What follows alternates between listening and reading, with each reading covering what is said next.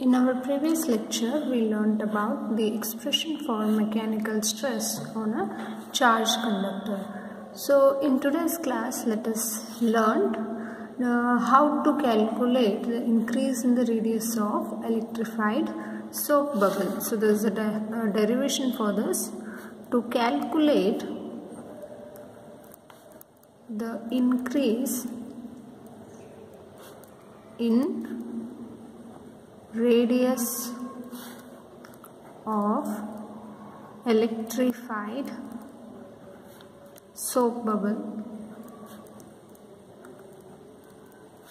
So this is the name of the derivation. So we know that for a soap bubble, so let's suppose this is a soap bubble. So for this soap bubble, there will be the outer atmospheric pressure. So this is outer atmospheric pressure, and there will also be the inward pressure, right? So this P inward and this P outward, so these two pressures are different. Now, so here this inward pressure is larger compared to this outward pressure. So the pressure inside a soap bubble is more than the pressure outside it. So that means P in is greater than P out. Clear? So P out is the outer atmospheric pressure on the soap bubble. So there will be a pressure inside a soap bubble. So this pressure will be more than this outward pressure. So now for this, the excess of pressure which is present in the soap bubble for a radius r, then for this we can write pressure is equals to 4T by R. So here T means surface tension. So this is when the soap bubble is not charged. So this is just a soap bubble which is not being charged. So during that moment, the inward pressure will be greater than the outward pressure. Clear? So for that we will write pressure is equals to 4T by R. Now let's suppose you charge this soap bubble. So let us charge this soap bubble. So initially it will be like this. When you charge the soap bubble, the soap bubble will eventually increase its size. So the size of the soap bubble has increased due to the charging of the soap bubble. So until this soap bubble comes to equilibrium, or if you charge this soap bubble more and more, what will happen? So let's suppose, so you have a soap bubble like this. So now you are charged. You are charging this soap bubble. So now what will happen? The size of the charged soap bubble increases. So again, if you charge this soap bubble also, then the size of the soap bubble will increase more. Again, if you charge this soap bubble and if the pressure inside will increases more, then there is a chance of exploding this soap bubble. So this soap bubble will get exploded and there won't be pressure inside the bubble. So this is the concept. Now let's suppose for giving a charge, so if the bubble is now given a charge Q, so the surface charge density will be given by what? So surface charge density is Q by S. S here means area. So when you charge this soap bubble, then we can measure the surface charge density, and this will be equals to what? Q divided by, since the radius of the sphere is R, so it can be written as 4 pi R square. So this is what? This is the surface density of the charges. So now when this happens, the outward mechanical pressure which will be experienced by this bubble can be written as what? So this pressure, outward mechanical pressure, can be written as sigma square divided by 2 epsilon naught. So what is this pressure? Outward mechanical pressure which will be experienced by the bubble. So that can be written as sigma square divided by epsilon naught into 2. So because of this pressure, the bubble will expand. So when bubble expands, the inward pressure decreases. So here the space is less, pressure will be more. So as you charge, the space inside the bubble will increases. As the space increases, pressure decreases. So due to this pressure, the bubble expands, and the excess pressure inside this bubble will decreases to P prime. So let's suppose if first initially if it is P, then after expansion the pressure becomes P prime. So then we can write the excess of pressure after charging the bubble as, so P prime plus sigma by 2 epsilon naught. So what is P prime here? So P prime is the change in pressure that has occurred due to increase in the size of the soap bubble when it has been charged. So P prime plus sigma square divided by epsilon naught. So here we know R is what? R is the radius of the soap bubble. So now let R prime be the radius of the expanded bubble. So now at equilibrium, so we can write, so at equilibrium, so P prime plus sigma square by 2 epsilon naught will be equals to what? 4T by R. So if this increases, then this bubble will explode. So now what we need? We need a pressure inside the soap bubble when it gets expanded. So I'll take P prime here and I'll send this to the right hand side. 4T divided by R minus sigma square divided by 2 epsilon naught. So this is the equation that we got. But we found the expression for the sigma is Q divided by 4 pi R square. So now the R has been changed from R to R prime. So replace this R with R prime. So now if you write R prime here, so P prime will be what? 4T by R prime minus sigma is what?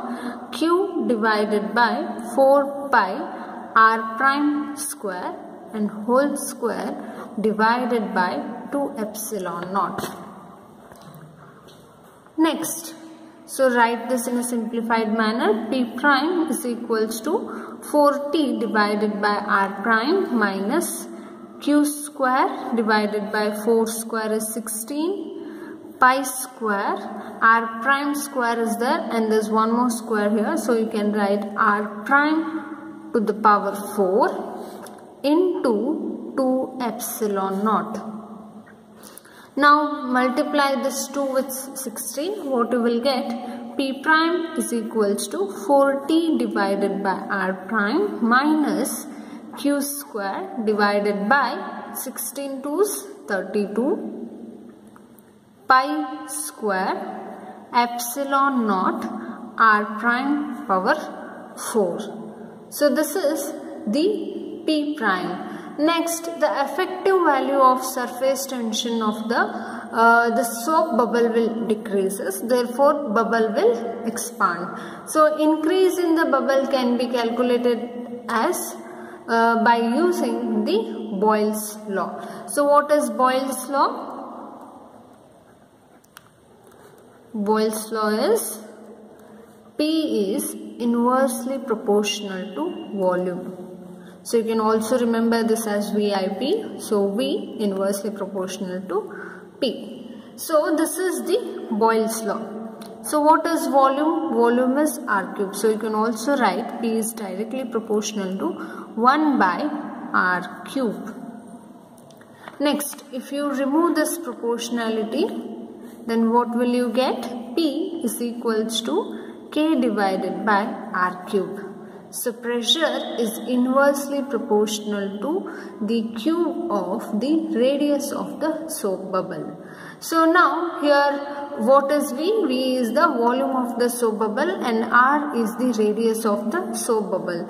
Now let us take the differentiation of this pressure with respect to the radius of the soap bubble. So that is dP by dR.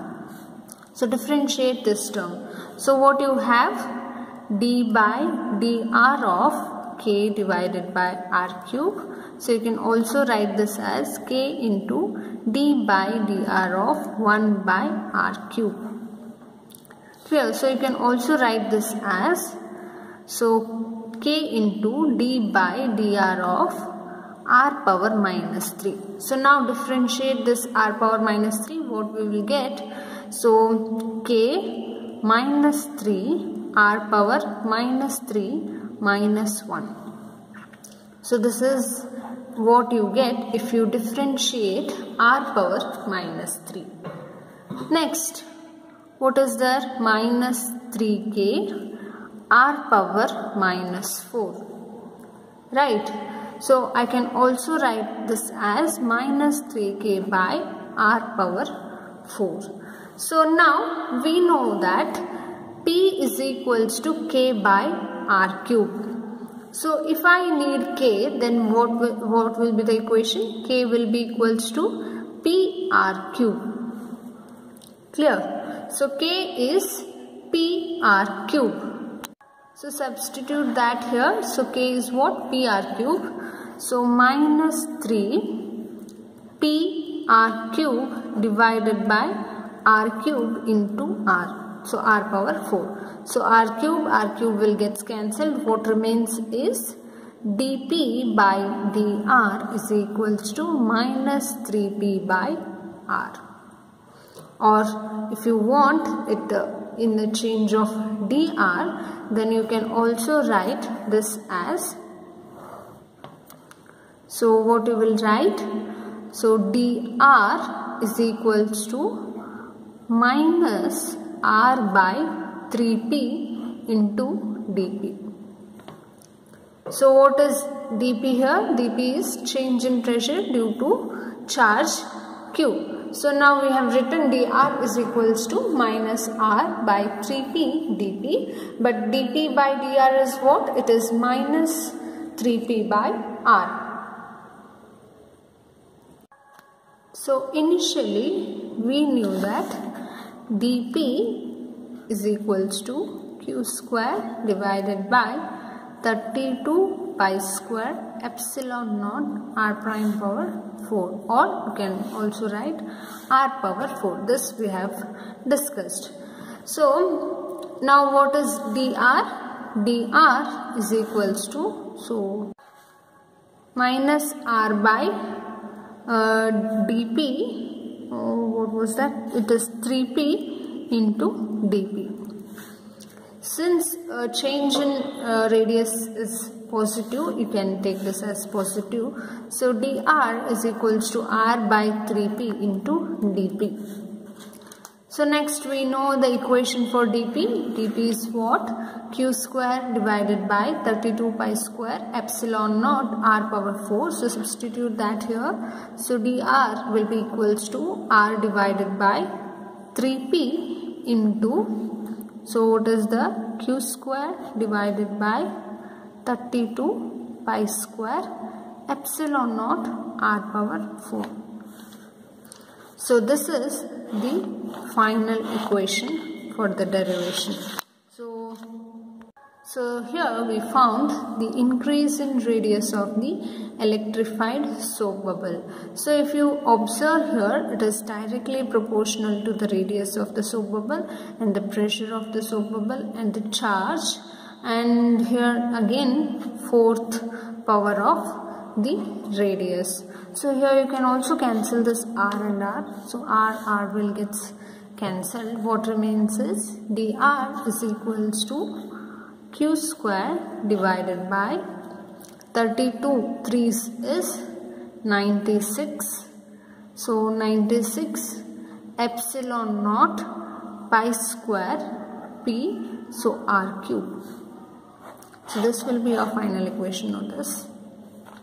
So here we have not cancelled r. So if you cancel r, then you get this equation. dr is equals to q square divided by 96 epsilon naught pi square p r cube. So you can also write this as dr is equals to, so constants to one side, 96 epsilon naught pi square and q square by p r cube.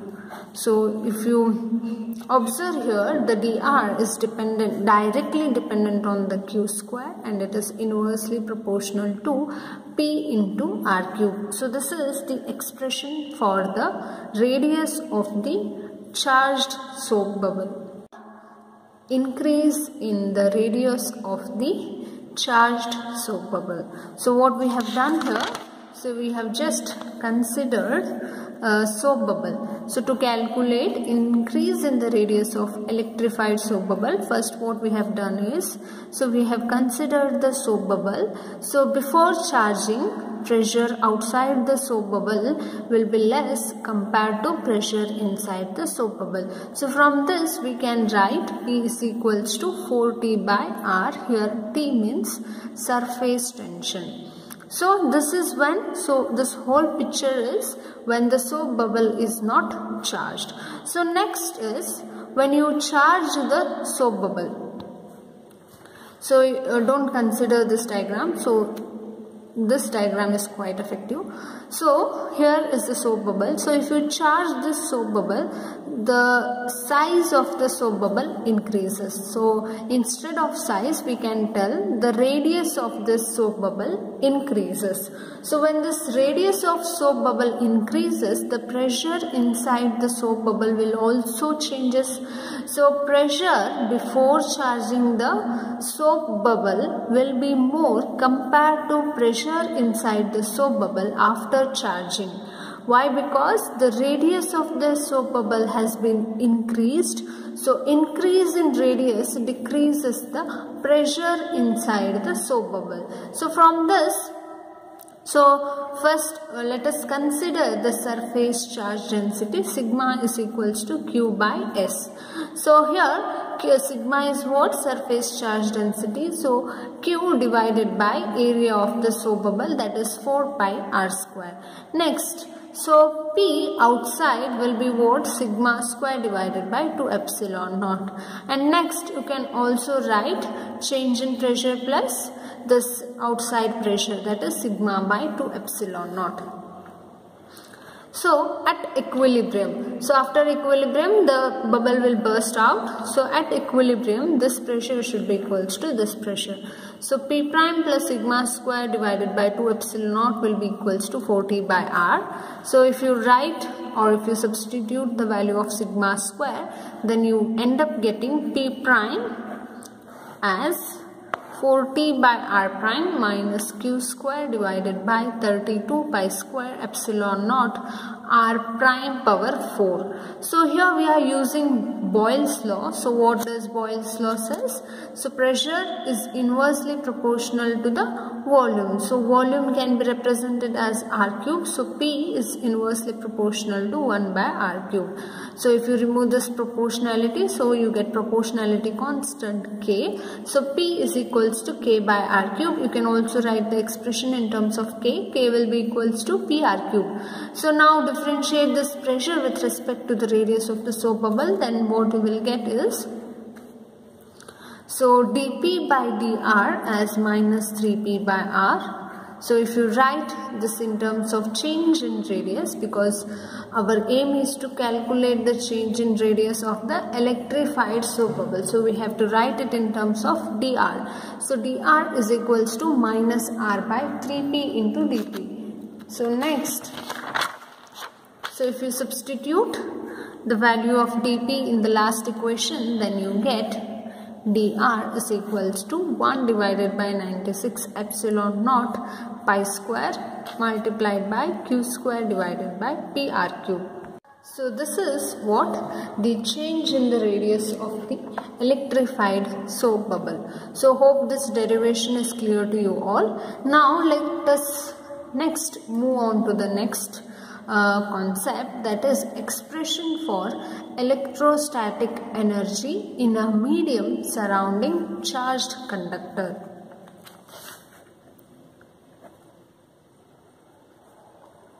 Expression for electrostatic energy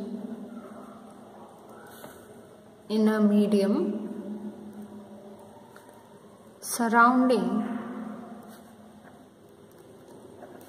charged conductor. So here we have to find what is energy stored per unit volume of the medium, or electrostatic energy in a medium surrounded by the charged conductor. So before that, the outward mechanical force which will be experienced by the unit area of charged surface can be given as P is equals to epsilon naught E square by 2. Next, how is this? So here you have the charged surface, and here let's suppose you have drawn the cylinder. So for this, force will be outward, right? And here if you take, this will be area element ds, and here from here to here is dx. Next, the mechanical force on this area ds can be written as what? F into pds. So mechanical force on the area ds will be equals to F, which is equals to, so what was P? So P ds, so P was something epsilon naught E square divided by 2 ds. Clear? So now suppose area ds is moved normally through a distance dx against a force. So here I have drawn. So this area element has moved normally through a distance of ds against the force. Then there will be some work done. So that work done can be written as what? So work done basically is what? Force into displacement.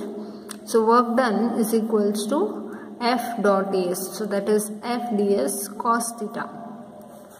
So now here also we'll use the same expression.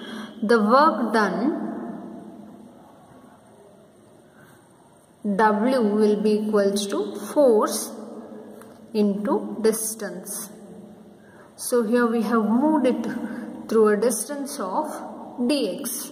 So that can be written as what? W is equals to epsilon naught E square by 2 into ds, and which will be multiplied by this distance, that is dx. So here what we have done, we have written work done. So work done is equals to epsilon naught E square by 2 into ds into dx. So increase in the volume of field is what? ds and ds, which will be multiplied by dx. So next is work done in producing unit volume of field can be written as epsilon naught E square by 2. So here what I said is dx multiplied by ds will give you volume increased, because ds is what? Area element. So this ds can be written as dx into dx, and if you multiply this dx to the ds, then it will be dx into dx into dx, so dx cube. So dx cube will give you the volume. Next, work done in producing unit volume of the field. So for unit volume, so for this unit volume, if you consider this as a unit volume, so volume will be 1 unit. So for that, what you will get? W is equals to epsilon naught into E square divided by 2. So ds multiplied by dx will be 1. So what you will get? W is equals to epsilon naught E square by 2. So why ds multiplied by dx is 1? Because we are assuming work done for producing 1 unit volume of field. So ds multiplied by dx will be 1. Next, this work done will be stored as a potential energy of the medium. So whenever you do a work, so that the energy will be stored as a potential energy for the medium. So you can also write energy stored per unit volume of the medium. So that is what? So it will be the same expression. So epsilon naught E square by 2. So this energy will be stored as what? This energy will be stored as the potential energy of the medium. So next, here if this conductor lies in a medium of relative permittivity epsilon naught, epsilon r, then this can be changed as epsilon r, epsilon naught E square divided by 2. So this is when, so when this conductor lies in a medium of relative permittivity. So what is relative permittivity? You people might have learnt in your PUC first year or second year. So what is permittivity, what is permeability? So all these things, basic things you might have learnt in your PUC level. So here if this conductor is lying in this relative permittivity, then you can directly change this expression energy stored as epsilon naught into epsilon r multiplied by E square by 2. So these equations are important because sometimes in a problems, if they ask or if they change the medium, then you need to use this epsilon r, that is relative permittivity of the space. So this is what? Energy stored per unit volume of the medium.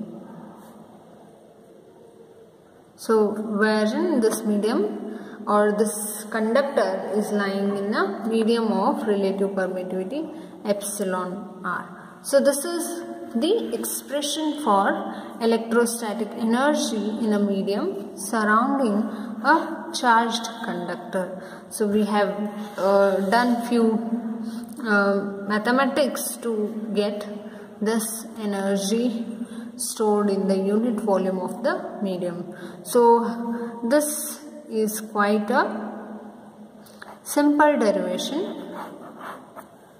So if you understand the physics behind it, then you can easily derive this derivations. So in this class we have learned two expressions. So first was dr is equals to 1 divided by 96 epsilon naught pi square q square by p r cube.